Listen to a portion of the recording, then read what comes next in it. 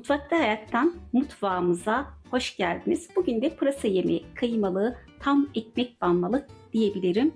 Resmen lezzet içeriyor. Hemen malzeme listemizi veriyorum. Yarım çay bardağı zeytinyağı. Üzerine de kattığımız için hemen hemen bir çay bardağı ediyor diyebilirim. Kıymamız var, bir kuru soğan, 2 diş sarımsak, 3 iri havucumuz var. 1 kilo pırasamız var. 3,5 su bardağı kaynar su, 1 silme yemek kaşığı salça, 1 yemek kaşığı dolusu pirinç, 1,5 çay kaşığı tuz, 1,5 çay kaşığı karabiber, 1 tatlı kaşığı pul biber, yarım çay kaşığı yeni bahar, 1 çay kaşığı zerdeçal, en son 1 limon suyu, servis için dereotu. Yemeğimize geçmeden öncelikle kuru soğanımızı doğradım. Dereotumuzu doğradım. Güzelce havuçlarımızı rendeledim.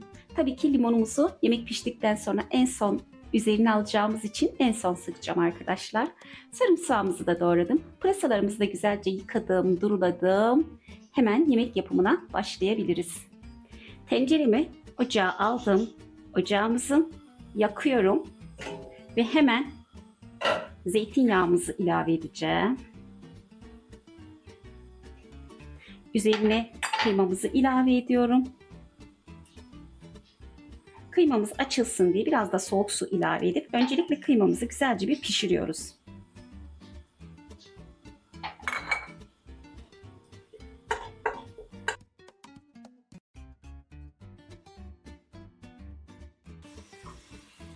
Kıymamızın üzerine güzelce kuru soğanlarımızı hemen tekrar üzerine havuç ve sarımsağımızı alıp iyice hepsini kavurup yağ aromasını çıkmasını sağlıyoruz.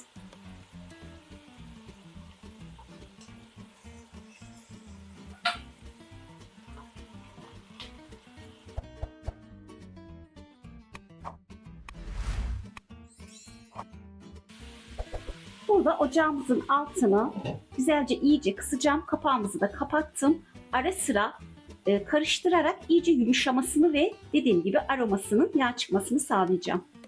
Hava ocağımızın altı kısık ateşte. Aromalar güzelce havucun, soğanın, samırsağın yağ geçmiş oldu. Hemen üzerine şöyle güzelce pırasalarımızı da ilave ediyorum. Biraz acele ettim, etrafa da döktüm.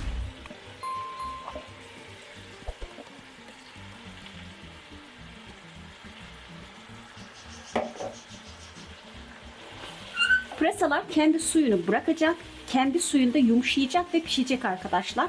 Ayrı bir ocakta da suyumuzu kaynattım. Ara ara su gezdireceğim, hafif hafif o şekilde pişireceğim.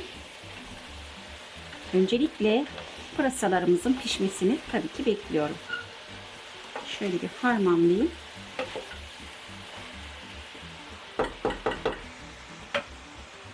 Yine kapağımızı kapatıyorum. Ara ara karıştırıp pırasalarımızın pişmesini sağlayacağım.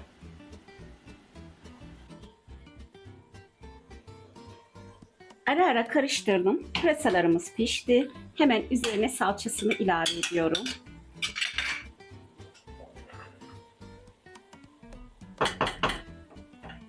Bu ev salçası olduğu için arkadaşlar ayrı bir tarafta kavurmama gerek kalmadı. Hemen şöyle harmanlayacağım. Kavrulmuş bir salça zaten.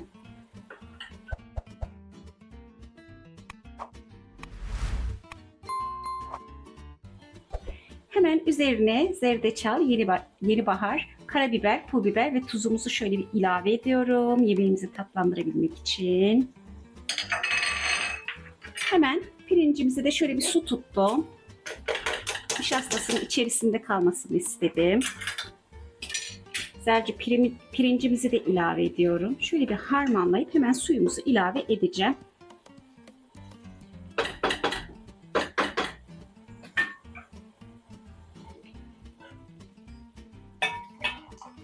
Suyumuz kaynadı. Kaynar suyumuzu da yemeğimize ilave ediyorum.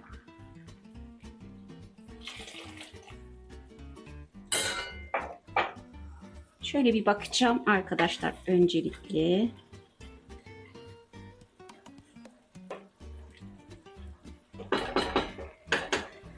Şöyle kaynadı, tuz ayarına bakacağım. Tuzunuzu damak tadınıza göre ilave edebilirsiniz.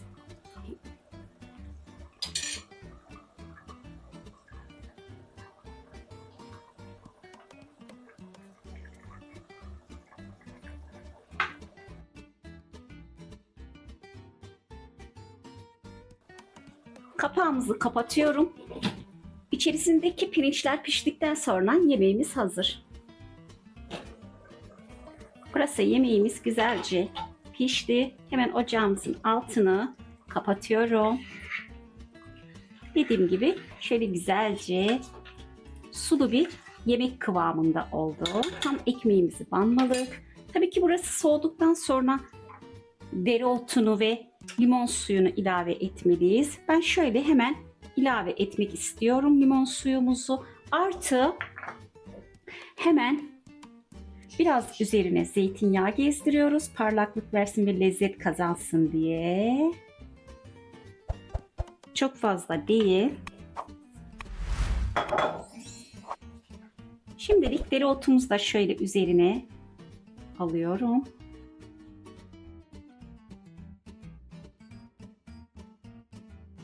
Pırasa yemeğimizi servise aldım. Serviste üzerine biraz zeytinyağı gezdirdim. Yine üzerine dereotu serpeledim. Lezzetine lezzet kattım. Pırasa yemeğimiz tam ekmek banmalık oldu. Yapmanızı mutlaka tavsiye ederim. İzlediğiniz için teşekkür ederim. Kanalımızın büyümesi, gelişmesi açısından kanalımıza abone olmayı, yorum beğeni bırakmayı, bildirim zilini açmayı unutmayın. Kucak dolusu sevgiler.